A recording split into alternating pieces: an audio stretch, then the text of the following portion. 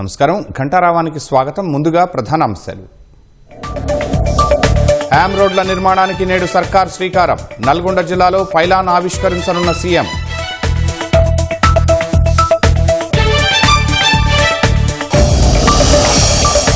రాష్ట్ర వ్యాప్తంగా కొనసాగుతున్న పల్స్ పోలియో. 5 ఏళ్లలోపు వయస్సున్న పిల్లలకు చుక్కల మందు.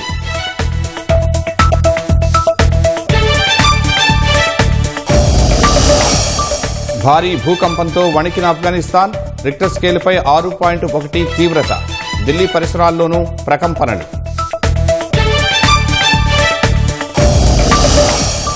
వెనజువేలాలో 1430కి చేరిన భూకంప మృతుల సంఖ్య. సుమారు 70,000 మంది ఆచూకీ గల్లంతైనట్లు అంచనా. మళ్లీ భగ్గుమన్న పశ్చిమాసియా. ఇరాన్ మిలిటరీ స్థావరాలపై అమెరికా దాడులు.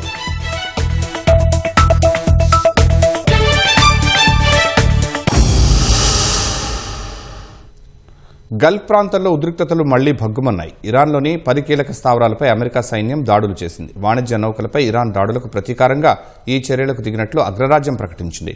పరస్పరం దాడులు చేసుకోవడంతో ఇరు దేశాల మధ్య కొనసాగుతున్న కాల్పుల విరమణ ఒప్పందం ప్రమాదంలో పడింది.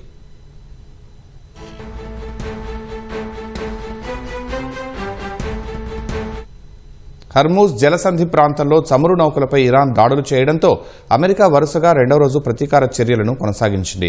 హర్మూజ్ జలసంధికి సమీపంలో ఇరాన్కు చెందిన నిఘా మౌలిక సదుపాయాలు, తీర ప్రాంత రాడార్ వ్యవస్థలు, క్షిపణి, డ్రోన్ నిల్వ కేంద్రాలు, మైన్ లేయర్ సామర్థ్యాలపై దాడులు చేసినట్లు యుఎస్ సెంట్రల్ కమాండ్ ప్రకటించింది.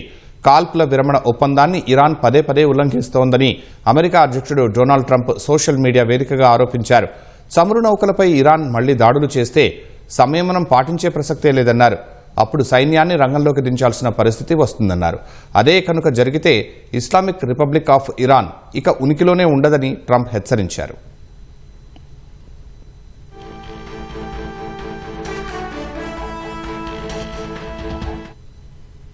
అంతర్జాతీయ జలమార్గమైన హర్మూజ్ తమ అధీనంలో ఉందని, అక్కడ తమ నిబంధనలను పాటించాల్సిందేనని ఇరాన్ పట్టుబడుతోంది. రవాణా రుసుం వసూలు చేస్తామని అంటోంది.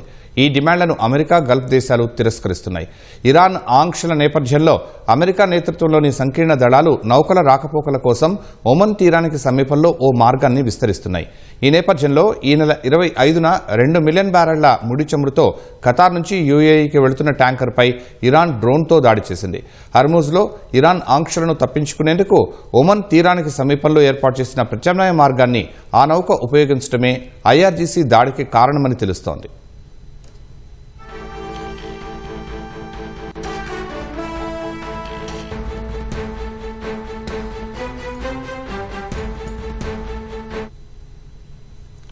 శనివారం కూడా హర్మూజ్లో మరో నౌకపై దాడి జరిగిందని బ్రిటన్ మిలిటరీ వర్గాలు తెలిపాయి.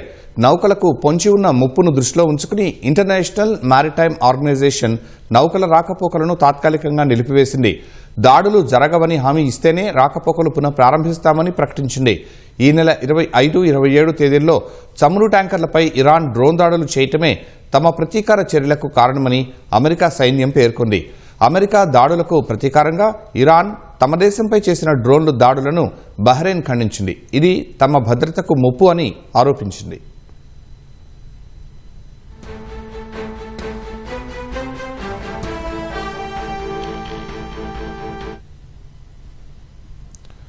మరోవైపు అమెరికా దాడులకు ఇరాన్ కూడా ప్రతీకార చర్యలు చేపట్టింది. కువైట్, బహ్రెయిన్లలోని అమెరికా సైనిక స్థావరాలపై క్షిపణులు, డ్రోన్లతో దాడులు చేసింది. ఈ మేరకు ఇస్లామిక్ రెవల్యూషనరీ గార్డ్ కోర్ ఓ ప్రకటన చేసింది. ఇటీవల ఇరాన్ భూభాగంపై అమెరికా చేసిన దాడులకు ప్రతీకారంగా తమ నౌకాదళం, వైమానిక విభాగాలు సంయుక్తంగా ఈ ఆపరేషన్ నిర్వహించినట్లు తెలిపింది. కువైట్లోని అలీ అల్ సలేం సైనిక స్థావరం, అలాగే బహ్రెయిన్లోని పోర్ట్ సల్మాన్ వద్ద ఉన్న ఫెస్ట్ ఫ్లీట్ నావల్ బేస్ వద్ద ఉన్న 8 కీలక సైనిక సదుపాయాలను ధ్వంసం చేసినట్లు ఐఆర్జీసీ పేర్కొంది. అమెరికా తమ క్షిపణి, డ్రోన్ డిపోలతో పాటు తీర ప్రాంత రాడార్ కేంద్రాలను లక్ష్యంగా చేసుకుని సైనిక దాడులు చేసిందని, వాటికి ప్రతిస్పందనగానే కువైట్, బహ్రెయిన్లో దాడులు చేసినట్లు ఐఆర్జీసీ తెలిపింది. శత్రువుల ఏ సాకు చెప్పినా కానీ అది ఎంత చిన్న లక్ష్యంపై దాడి చేసినా దీటుగా కఠినంగా బదిలిస్తామని హెచ్చరించింది.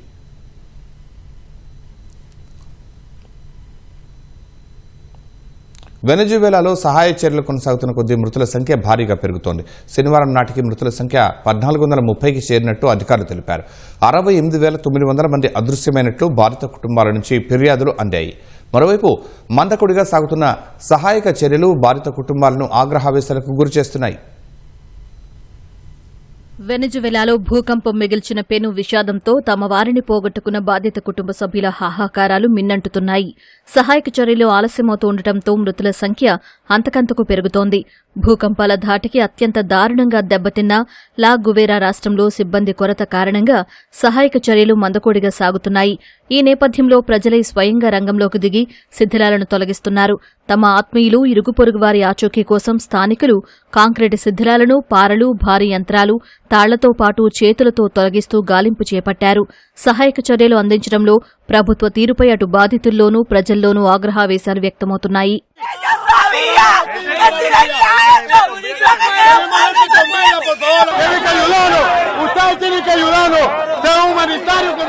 మరోవైపు ప్రపంచ దేశాల సైన్యానికి చెందిన సహాయక బృందాలు శిథిలాల కింద చిక్కుకున్న వారిని రక్షించేందుకు ముమ్మరంగా ప్రయత్నిస్తున్నాయి. మెక్సికో సైన్యానికి చెందిన రెస్క్యూ సిబ్బంది ముమ్మరంగా గాలింపు చేపట్టారు. స్పెయిన్కు చెందిన సహాయ బృందాలు శిథిలాల కింద చిక్కుకున్న ఒకరిని వెలికితీశాయి. అమెరికా సైతం 80 మందితో కూడిన 2 సెర్చ్ అండ్ రెస్క్యూ బృందాలను రంగంలోకి దించింది. వీరు ఇప్పటికే కొందరిని ప్రాణాలతో కాపాడగా తాజాగా మరో 2 బృందాలు వెనజువెలాకు చేరుకున్నాయి.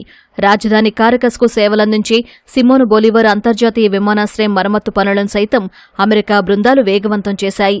శనివారం నాటికి ఒక రన్వే అందుబాటులోకొచ్చిందని, రెస్క్యూ సిబ్బంది, మొబైల్ ఆసుపత్రులు, సహాయక సామగ్రి తరలింపును అమెరికా సైన్యం పర్యవేక్షిస్తోందని యుఎస్ ఉన్నతాధికారి జెరీమీ లెవిన్ వెల్లడించారు. భారత్ సైతం ఆపరేషన్ అమిస్తాద్ పేరుతో వెనజువెలాలో సహాయక చర్యలు చేపట్టింది. ఇందులో భాగంగా సహాయక సామగ్రి, వైద్య పరికరాలు, సిబ్బందిని ఆ దేశానికి పంపింది.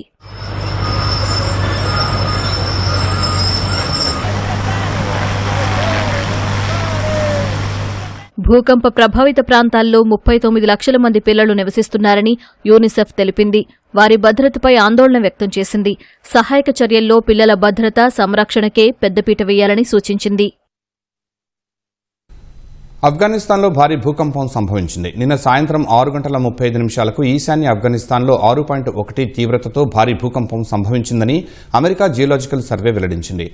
బరక్షిన్ ప్రావిన్స్లోని జుర్మ్ జిల్లాకు దక్షిణంగా 43 కిలోమీటర్ల దూరంలో హిందూకుష్ పర్వత శ్రేణుల్లో 178 కిలోమీటర్ల లోతులో భూకంప కేంద్రం ఉన్నట్లు అధికారులు గుర్తించారు. అయితే ప్రాణ, ఆస్తి నష్టం తెలియాల్సి ఉందని అధికారులు తెలిపారు.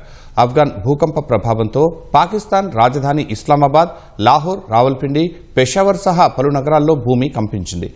భారత్లోని జమ్మూ కశ్మీర్, ఢిల్లీ, పంజాబ్, హర్యానా వంటి ప్రాంతాల్లోనూ ప్రకంపనల ప్రభావం కనిపించిందని అధికార వర్గాలు తెలిపాయి. అయితే నష్టం జరిగినట్లు ఎలాంటి సమాచారం లేదని వివరించాయి. రాష్ట్రంలో రహదారుల నిర్వహణకు మంచి రోజులు రానున్నాయి. సుమారు 13,000 కోట్ల రూపాయలతో R&D చేపట్టనున్న హ్యామ్ రోడ్ల నిర్మాణ పనులకు ముఖ్యమంత్రి రేవంత్ రెడ్డి నేడు శ్రీకారం చుట్టనున్నారు. నల్గొండ జిల్లా కనగల్ వేదికగా హ్యామ్ రోడ్ల పైలాన్ను సీఎం ఆవిష్కరించనున్నారు.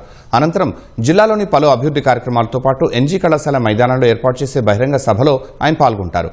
దీనికి సంబంధించి అధికారుల ఏర్పాట్లు పూర్తి చేశారు. కొన్నాళ్లుగా గుంతలతో అధ్వానంగా మారిన రోడ్లు హ్యామ్ విధానంతో మెరుగ్గా మారనున్నాయి. రోడ్లు, భవనాలు, పంచాయతీరాజ్ శాఖకు చెందిన హైబ్రిడ్ యాన్యుటీ మోడల్ రహదారుల నిర్మాణాల్లో నూతన ఒరవడికి ముఖ్యమంత్రి రేవంత్ రెడ్డి ఇవాళ శ్రీకారం చుట్టనున్నారు. రాష్ట్ర వ్యాప్తంగా చేపట్టే హ్యామ్ రోడ్ల నిర్మాణ పనులకు సంబంధించిన పైలాన్ను నల్గొండ జిల్లా కనగల్లో ఆవిష్కరించనున్నారు. హ్యామ్ విధానం ద్వారా రాష్ట్రంలో 13,006 కోట్ల రూపాయల అంచనాతో 441 రహదారులను ఉన్నతీకరించేందుకు రాష్ట్ర ప్రభుత్వం ఇప్పటికే నిర్ణయం తీసుకుంది. అందులో భాగంగా నల్గొండ జిల్లాలో సుమారు 1,100 కోట్ల రూపాయలకు పైగా నిధులతో రోడ్లను అభివృద్ధి చేయనున్నారు.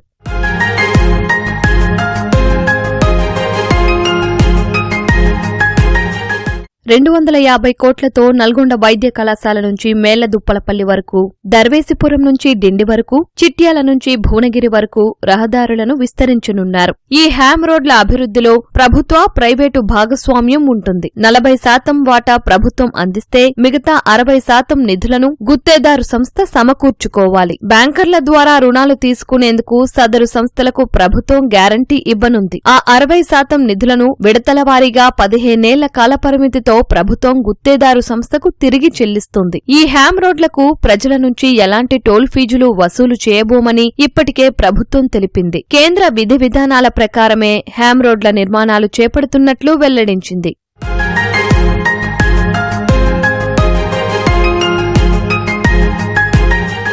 ముఖ్యమంత్రి హోదాలో రేవంత్ రెడ్డి నల్గొండకు రెండోసారి వస్తున్నారు. మధ్యాహ్నం కనగల్లోని వ్యవసాయ మార్కెట్ యార్డు సమీపంలో నిర్మించిన పైలాన్ను సీఎం ఆవిష్కరిస్తారు. అనంతరం ఎన్జీ కళాశాల మైదానానికి చేరుకుంటారు. నల్గొండ మున్సిపల్ కార్పొరేషన్లో 83 కోట్ల రూపాయలతో చేపట్టే మొదటి దశ తాగునీటి ప్రాజెక్టు పనులకు శంకుస్థాపన చేస్తారు. అనంతరం అక్కడే ఏర్పాటు చేసిన బహిరంగ సభలో ముఖ్యమంత్రి పాల్గొని ప్రసంగిస్తారు. సభను విజయవంతం చేసేందుకు కాంగ్రెస్ నాయకులు భారీగా సమీకరణ చేయనుండడంతో అధికార యంత్రాంగం అన్ని ఏర్పాట్లు పూర్తి చేసింది. సీఎం రాక సందర్భంగా పోలీసులు భారీ బందోబస్తు ఏర్పాటు చేశారు. బహిరంగ సభా స్థలాన్ని, హ్యామ్ రోడ్ల పైలాన్, హెలీప్యాడ్ స్థలాలను జిల్లా కలెక్టర్ ఎస్పీ పరిశీలించారు. రాష్ట్ర మొదటి కాగితరహిత మంత్రివర్గ సమావేశం జూలై 2న జరగనుంది. సీఎం రేవంత్ రెడ్డి అధ్యక్షతన జరగనున్న మంత్రివర్గ సమావేశంలో వీబీజీ రామ్జీ పథకంపై చర్చించనున్నారు. వీబీజీ రామ్జీ పథకాన్ని రాష్ట్రంలో అమలు చేయకూడదని నిర్ణయించిన నేపథ్యంలో సుప్రీంకోర్టుకు వెళ్లాలా, ఇతర రాష్ట్రాలతో కలిసి చేపట్టాల్సిన కార్యాచరణ ఎలా ఉండాలి అనే అంశంపై కేబినెట్లో నిర్ణయం తీసుకోనున్నారు. రైతులు నష్టపోకుండా ప్రత్యేకంగా గ్రామీణ ఉపాధి హామీ చట్టం చేయాలనే ఆలోచనలపై కేబినెట్ చర్చించనుంది. వానాకాలం సాగు, విత్తనాలు, ఎరువులు, పంటల వైవిధ్యం, ఎల్నినో పరిస్థితులపై చర్చించనుంది. ఏపీ, తెలంగాణ స్థానికత ఉన్న ఉద్యోగుల అంతర్రాష్ట్ర బదిలీలపైన నిర్ణయం తీసుకునే అవకాశం ఉంది. ఏపీ నుంచి తెలంగాణకు 891 మంది, తెలంగాణ నుంచి ఏపీకి 1329 మంది ఉద్యోగులు బదిలీ కోరుకుంటున్నారు. హైదరాబాద్ కోర్ అర్బన్లో ఎల్ఐజీ హౌసింగ్ కు సంబంధించిన స్థలాలు, డిజైన్లు, విధి విధానాలకు కేబినెట్ ఆమోదముద్ర వేసే అవకాశం ఉంది. రాష్ట్ర వ్యాప్తంగా అద్దె భవనాలు, శిథిలావస్థలో ఉన్న రెవెన్యూ కార్యాలయాలకు శాశ్వత పరిష్కారం కల్పించే దిశగా ప్రభుత్వం కీలక నిర్ణయం తీసుకుంది. 10 రెవెన్యూ డివిజనల్, 107 తహసీల్దార్ కార్యాలయాలకు కొత్త భవనాల నిర్మాణానికి 263 కోట్ల 25 లక్షల పరిపాలనా అనుమతి మంజూరు చేసింది. ఒక్కో భవనానికి 2 కోట్ల 25 లక్షల లెక్కన నిధులు కేటాయించగా నిర్మాణ బాధ్యతలను తెలంగాణ హౌసింగ్ కార్పొరేషన్కు అప్పగించింది. తెలంగాణలో ప్రజలకు అత్యంత చేరువలో ఉండే రెవెన్యూ శాఖ కార్యాలయాల్లో చాలా వరకు ఇప్పటికీ అద్దె భవనాల్లో ఉంటున్నాయి. మరికొన్ని కార్యాలయాలు శిథిలావస్థలో ఉన్న భవనాల్లోనే కొనసాగుతున్నాయి. దీనివల్ల అధికారుల పనితీరుతో పాటు ప్రజలకు అందే సేవలపై ప్రభావం పడుతోంది. ఈ పరిస్థితులను దృష్టిలో పెట్టుకుని రెవెన్యూ శాఖ ప్రతిపాదనల మేరకు ప్రభుత్వం కీలక నిర్ణయం తీసుకుంది. Chief commissioner of land administration CCLA ప్రతిపాదనల ఆధారంగా శిథిలావస్థలో ఉన్న 10 ఆర్డీఓ కార్యాలయాలు, 107 తహసీల్దార్ కార్యాలయాలకు కొత్త భవనాలు నిర్మించాలని నిర్ణయం తీసుకుంది. ఇందుకోసం 263 కోట్ల 25 లక్షల రూపాయల పనులకు పరిపాలన అనుమతి మంజూరు చేసింది. ప్రతి కార్యాలయ భవన నిర్మాణానికి 2 కోట్ల 25 లక్షల చొప్పున నిధులు కేటాయించింది. ఈ వ్యయాన్ని రెవెన్యూ బిల్డింగ్స్ నిర్మాణానికి సంబంధించిన ప్రత్యేక హెడ్ ఆఫ్ అకౌంట్ కింద భరించనుంది. నిర్మాణ పనులను తెలంగాణ హౌసింగ్ కార్పొరేషన్ లిమిటెడ్కు అప్పగిస్తూ ఆదేశాలు జారీ చేసింది. జగిత్యాల, జోగులాంబ గద్వాల, కుమరం భీం ఆసిఫాబాద్, మంచిర్యాల, మల్కాజ్గిరి, పెద్దపల్లి, రాజన్న సిరిసిల్ల జిల్లాల్లోని పలు డివిజన్లలో కొత్త ఆర్డీఓ కార్యాలయ భవనాలు నిర్మించనున్నారు. మొత్తం 10 ఆర్డీఓ కార్యాలయాలు ఈ ప్రాజెక్టులో భాగమవుతున్నాయి. 107 తహసీల్దార్ కార్యాలయాలకు కొత్త భవనాలు నిర్మించనున్నారు. ఆదిలాబాద్లో ఉట్నూర్, సోనాల, భోరాజ్, సాత్నాల, భద్రాద్రి కొత్తగూడెంలో అశ్వారావుపేట, మణుగూరు, హనుమకొండలో ఆత్మకూర్, సాయంపేట, కాజీపేట, కామారెడ్డి, ఖమ్మం, మహబూబ్ నగర్, నల్గొండ, నిజామాబాద్, సిద్దిపేట, సూర్యాపేట, వికారాబాద్, వనపర్తి, వరంగల్, యాదాద్రి, భువనగిరి తదితర జిల్లాల్లోని అనేక మండల కేంద్రాలు ఈ జాబితాలో ఉన్నాయి. కొత్త భవనాల నిర్మాణంతో రెవెన్యూ పరిపాలన మరింత సమర్థవంతంగా మారడంతో పాటు ప్రజలకు ఒకే చోట మెరుగైన సేవలు అందే అవకాశం ఏర్పడుతుంది. భూమి సంబంధిత వ్యవహారాలు, రెవెన్యూ ధృవపత్రాలు, ప్రభుత్వ పథకాల అమలు వంటి కీలక సేవలు మరింత సౌకర్యవంతంగా అందించేందుకు ఈ నిర్ణయం దోహదపడనుంది. రాష్ట్రంలో ఉద్యోగుల నూతన ఆరోగ్య పథకాన్ని జూలై 15న ప్రారంభించాలని employees health care trust board నిర్ణయించింది. సచివాలయంలో సీఎస్ రామకృష్ణారావు అధ్యక్షతన ఎంప్లాయీస్ హెల్త్ కేర్ ట్రస్ట్ తొలి సమావేశం జరిగింది. ఈహెచ్ఎస్ నిబంధనలు వారం రోజుల్లో విడుదల చేయాలని సమావేశంలో నిర్ణయం తీసుకున్నారు. ఆసుపత్రుల జాబితా, చికిత్సల రేట్లను వారం రోజుల్లో ఖరారు చేయనున్నారు. భార్యాభర్తలిద్దరూ ఉద్యోగులైతే ఒకరి నుంచే చందా తీసుకోవాలని ట్రస్ట్ బోర్డు నిర్ణయించింది. ఈ నెల 1న ఇద్దరి జీతంలో కట్ చేసినట్లయితే ఒకరికి తిరిగి ఇవ్వాలని నిర్ణయించారు. వెల్లడించారు. రాష్ట్రంలో సుమారు 1,44,000 ఉద్యోగులు, పెన్షనర్లు, వారిపై ఆధారపడిన కుటుంబ సభ్యులు సుమారు 13 లక్షల మంది ఉన్నారు. ప్రత్యేకంగా ఏర్పాటు చేసిన ఎంప్లాయీస్ హెల్త్ కేర్ ట్రస్టుకు ఉద్యోగులు తమ మూల వేతనం నుంచి ప్రతి నెల 1.5% చెల్లించనుండగా అంతే మొత్తాన్ని ప్రభుత్వం కూడా జమ చేస్తుంది. ఏటా ఉద్యోగులు, పెన్షనర్ల చందా 528 కోట్లు కానుండగా ప్రభుత్వం 528 కోట్ల రూపాయలు ఇవ్వనుంది.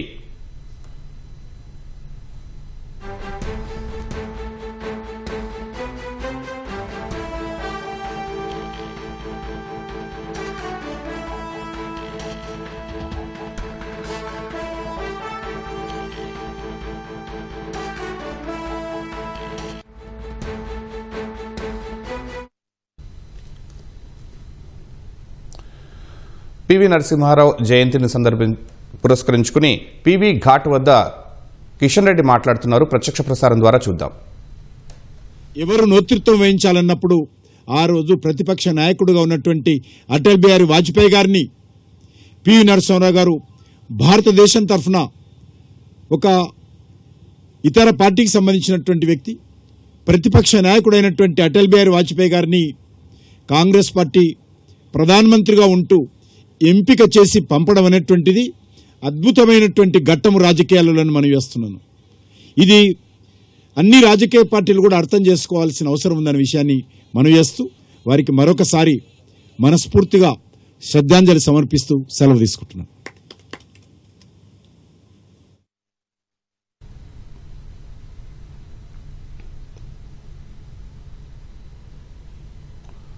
కమల దళపతి నితిన్ నబీన్ సిన్హా నేడు రాష్ట్రానికి రానున్నారు. 3 రోజుల పర్యటనలో భాగంగా మధ్యాహ్నం శంషాబాద్ విమానాశ్రయానికి చేరుకోనున్నారు. పార్టీ సంస్థాగత బలోపేతం, కార్పొరేషన్ ఎన్నికలే లక్ష్యంగా నితిన్ నబీన్ పర్యటన ఉంటుందని కాషాయ వర్గాలు చెబుతున్నాయి. పార్టీ జిల్లా కార్యాలయాల ప్రారంభోత్సవాలు, బూత్ అధ్యక్షుల సమావేశాలు, రాష్ట్ర కార్యవర్గ సమావేశాల్లో పాల్గొని శ్రేణులకు దిశానిర్దేశం చేయనున్నట్లు సమాచారం. పశ్చిమ బెంగాల్ ఎన్నికల్లో ఘన విజయం సాధించిన కాషాయ పార్టీ ఇప్పుడు తెలంగాణపై ప్రత్యేక దృష్టి కేంద్రీకరించింది. తెలంగాణను దక్షిణాదికి గేట్వేగా భావిస్తోన్న కాషాయ పార్టీ గోల్కొండ ఖిల్లాపై కాషాయ జెండా ఎగురవేసేందుకు వ్యూహాత్మకంగా పావులు కదుపుతోంది. జాతీయ అధ్యక్షుడు 3 రోజుల పాటు రాష్ట్రంలో పర్యటించడమే అందుకు సంకేతమని కమలదండు చెబుతోంది. జాతీయ అధ్యక్షుడయ్యాక 6 నెలల వ్యవధిలోనే నితిన్ నబీన్ రెండోసారి రాష్ట్రానికి వస్తున్నారు. తొలుత మున్సిపల్ ఎన్నికల్లో భాగంగా పాలమూరులో నిర్వహించిన కార్యకర్తల సమావేశానికి నితిన్ నబీన్ ముఖ్య అతిథిగా హాజరయ్యారు. మళ్లీ ఇప్పుడు 3 రోజుల పర్యటన కోసం రాష్ట్రానికి రాబోతున్నారు. మధ్యాహ్నం 2:45 శంషాబాద్ విమానాశ్రయానికి కమల దళపతి చేరుకుంటారు. జాతీయ అధ్యక్షుడికి పార్టీ నేతలంతా విమానాశ్రయంలో ఘన స్వాగతం పలకనున్నారు. అనంతరం శంషాబాద్లోని రంగారెడ్డి జిల్లా గ్రామీణ పార్టీ కార్యాలయం ప్రారంభంతో పాటు వర్చువల్గా మరో 9 జిల్లాల పార్టీ కార్యాలయాలను ప్రారంభించనున్నారు. జీహెచ్ఎంసీ కార్పొరేషన్ ఎన్నికల్లో విజయమే లక్ష్యంగా నాంపల్లి ఎగ్జిబిషన్ మైదానంలో హైదరాబాద్, సైబరాబాద్, మల్కజ్గిరి కార్పొరేషన్ల బూత్ అధ్యక్షులు, బిఎల్ఏలతో నిర్వహించే విజయ సంకల్ప సమ్మేళనానికి నితిన్ నబీన్ ముఖ్య అతిథిగా హాజరు కానున్నారు. అనంతరం పార్టీ రాష్ట్ర కార్యాలయానికి చేరుకుని పార్టీకి చెందిన ఎంపీలు, ఎమ్మెల్యేలు, ఎమ్మెల్సీలతో గంటపాటు సమావేశం కానున్నారు. అనంతరం ప్రజాప్రతినిధులతో కలిసి భోజనం చేయనున్నారు. రెండో రోజు పర్యటనలో భాగంగా రేపు ఉమ్మడి వరంగల్ జిల్లాలో పర్యటించనున్న నితిన్ నబీన్ మార్గ మధ్యలో ఘట్కేసర్లోని వీబీఐటీ కాలేజీలో బీజేపీ యువమోర్చా ఆధ్వర్యంలో నిర్వహించే విద్యార్థి యువజన కాంక్లేవ్లో పాల్గొని గంటసేపు విద్యార్థులతో ముచ్చటించడంతో పాటు వారి ప్రశ్నలకు సమాధానం ఇవ్వనున్నట్లు పార్టీ వర్గాలు తెలిపాయి. మధ్యాహ్నం హనుమకొండలో ట్రైబల్స్ లీడర్స్తో కలిసి భోజనం చేయనున్నారు. దాని తర్వాత ఆర్ట్స్ కళాశాలలో నిర్వహించే బూత్ అధ్యక్షుల సమావేశంలో పాల్గొని వచ్చే కార్పొరేషన్ ఎన్నికల్లో కాషాయ జెండా ఎగురవేసేందుకు చేపట్టాల్సిన కార్యాచరణపై దిశానిర్దేశం చేయనున్నారు. అనంతరం వరంగల్ భద్రకాళి అమ్మవారి ఆలయంలో ప్రత్యేక పూజలు నిర్వహించనున్నారు. వరంగల్ పర్యటన ముగించుకుని రాత్రి బేగంపేట పర్యాటక భవన్కు చేరుకోనున్న నితిన్ రాష్ట్ర పదాధికారులతో గంటసేపు సమావేశం కానున్నారు. మూడో రోజు పర్యటనలో భాగంగా ఎల్లుండి ఉదయం బర్కత్పురాలో నిర్వహించే బ్రేక్ఫాస్ట్ మీటింగ్లో నితిన్ పాల్గొననున్నట్లు కాషాయ వర్గాలు వెల్లడించాయి. బ్రేక్ఫాస్ట్ సమావేశం అనంతరం ఘట్కేసర్లోని రాక్ ఎన్క్లేవ్లో నిర్వహించే రాష్ట్ర కార్యవర్గ సమావేశాలకు ముఖ్య అతిథిగా హాజరు కానున్నారు. రాష్ట్ర కార్యవర్గ సమావేశంలో రాజకీయ తీర్మానాలు, భవిష్యత్ కార్యాచరణ రూపొందించనున్నట్లు తెలుస్తోంది. భోజనం అనంతరం తిరిగి ఢిల్లీకి వెళ్లనున్నారు. దిగువ మానేరు వరకు గోదావరి నీళ్లివ్వలేమని ప్రభుత్వం చేతులెత్తేస్తే కాళేశ్వరం ద్వారా నీళ్లిచ్చేందుకు సిద్ధంగా ఉన్నామని మాజీ మంత్రి గంగుల కమలాకర్ అన్నారు. కరీంనగర్లోని దిగువ మానేరు జలాశయం డెడ్ స్టోరేజ్లో నిలిచిపోవడంతో తాగునీరు సాగునీటికి ఇబ్బందులు ఎదుర్కొంటున్నారని గంగుల తెలిపారు. ప్రభుత్వం వెంటనే చర్యలు తీసుకోవాలని డిమాండ్ చేస్తూ నీరు లేక ఎండిపోయిన ప్రాంతాల్లో హాకీ, క్రికెట్, ఫుట్బాల్, వాలీబాల్ ఆడుతూ నిరసన వ్యక్తం చేశారు. ప్రభుత్వం భేషజాలకు వెళ్లకుండా మేడిగడ్డ నుంచి నీటిని విడుదల చేసి రైతులను ఆదుకోవాలని డిమాండ్ చేశారు. అంటే ఇటు సాగునీరుకు తాగునీరుకు ఈ రోజు ఇబ్బంది పడే పరిస్థితి వచ్చింది. కరువు వచ్చినప్పుడు మాత్రం ఆదుకునేదే కాళేశ్వరం. కేసీఆర్ గారు కాళేశ్వరం ఎప్పుడు కట్టిన డైలీ వాటర్ ఇస్తుంది కోసం కాదు. కరువు వచ్చినప్పుడు కాళేశ్వరం వాడుకోవడానికి కాళేశ్వరం కట్టినాం. మరి కరువు వచ్చింది, కాళేశ్వరం వాడుకోండి. 2.5 సంవత్సరాలు రిపేర్ పైన కాలయాపన చేసింది కదా. అందుకే మా ప్రధాన డిమాండ్ ప్రభుత్వాన్ని భేషజాలకు పోకండి. ఈ కరువులో నీళ్ళు వచ్చినంటే కాలుష్యం నీళ్ళు వచ్చినంటే కేసీఆర్ పేరెత్త అని చెప్పి వేషాలకు పోకండి. దయచేసి ప్రజలు అల్లాడిపోతున్నారు. కన్నెపల్లి పంప్ హౌజ్ ఆన్ చేయండి, నీళ్లు డైవర్ట్ చేయండి. కాలుష్యం కూడా నీళ్లు పోతున్నాయి, మేము వీడియోలు తెప్పించుకున్నాము. ఇప్పటికి ప్రజెంట్ నీళ్ళు కిందికి పోతున్నాయి. ఆ నీళ్ళని అరెస్ట్ చేసి డైవర్ట్ చేసుకొని నీళ్ళు ఇవ్వమని చెప్పి ప్రధాన డిమాండ్ పెడుతున్నాం. మేడ్చల్ జిల్లా బోడుపల్లో గృహప్రవేశం చేసిన ఇంటిపై కొందరు గంజాయి మత్తులో దాడి చేశారు. దేవేందర్ నగర్లో ఓ కుటుంబం ఇంటి నిర్మాణం చేపట్టి బంధువులను ఆహ్వానించి గృహప్రవేశం చేశారు. విషయం తెలుసుకున్న స్థానికంగా ఉండే గంజాయి గ్యాంగ్ లీడర్గా పేరు ఉన్న జనరాజు, అతని అనుచరులు రాత్రి ఇంటిపై దాడి చేశారు. ఇంటి యజమానితో పాటు బంధువుపై దాడి చేయడంతో తీవ్రంగా గాయపడ్డారు. పోలీసులు ఘటనాస్థలికి వచ్చేలోపు దుండగులు అక్కడి నుంచి పారిపోయారు. గాయపడిన వారిని ఆసుపత్రికి తరలించారు. అయితే ఈ గ్యాంగ్ గంజాయికి అలవాటు పడి కాలనీలో గొడవలు పడుతున్నారని, జనరాజుపై పలు కేసులు ఉన్నట్లు పోలీసులు చెప్పారు. పరారీలో ఉన్న నిందితుల కోసం గాలిస్తున్నట్లు చెప్పారు. తక్కువ ధరకు బంగారం ఇప్పిస్తారని పలువురి దగ్గర నుంచి 30 లక్షలు తీసుకున్న పల్లపు సురేష్ కుమార్ అలియాస్ సూర్యాభాయిని పోలీసులు అరెస్టు చేశారు. బంగారం వ్యాపారులతో తనకు సత్సంబంధాలు ఉన్నాయని, మార్కెట్ ధర కంటే తక్కువకు బంగారం ఇప్పిస్తానని సూర్యాభాయ్ బాధితులను నమ్మించినట్లు పోలీసులు తెలిపారు. నిందితుడి మాటలను నమ్మిన బాధితులు పలు దఫాలుగా అతనికి 30 లక్షలు ఇచ్చినట్లు సమాచారం. అయితే సూర్యాభాయ్ మీద కావాలని కుట్రలు చేస్తున్నారని ఆయన తరపు న్యాయవాది కిషన్ తెలిపారు. ఘటనపై పోలీసులు కేసు నమోదు చేసుకుని దర్యాప్తు చేస్తున్నారు.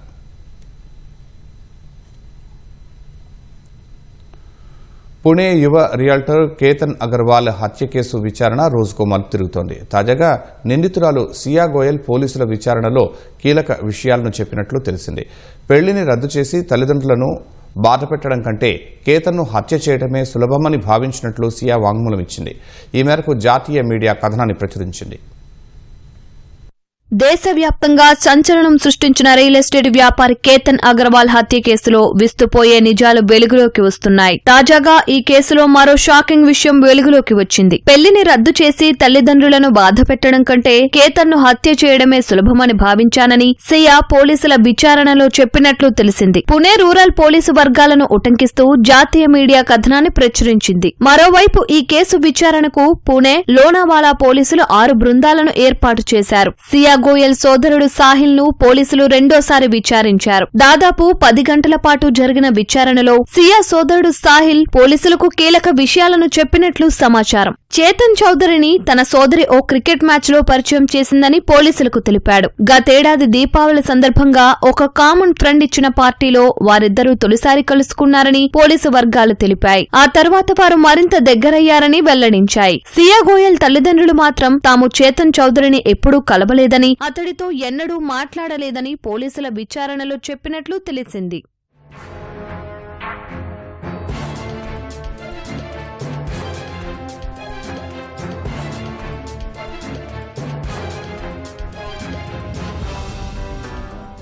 ఈ నెల 18న కేతన్ అగర్వాల్ తన కాబోయే భార్య సియా గోయల్ తో కలిసి లోహ్గఢ్ కోటకు వెళ్లారు. అయితే సియా గోయల్ తన ప్రియుడితో కలిసి అతడిని లోయలోకి తోసేసింది. ఈ ఘటనలో కేతన్ అక్కడికక్కడే మృతి చెందాడు. నవంబరులో వారిద్దరి వివాహం జరగాల్సి ఉంది. ఈ కేసులో సియా గోయల్ తో పాటు ఆమె ప్రియుడు చేతన్ చౌదరిని పోలీసులు అరెస్టు చేశారు.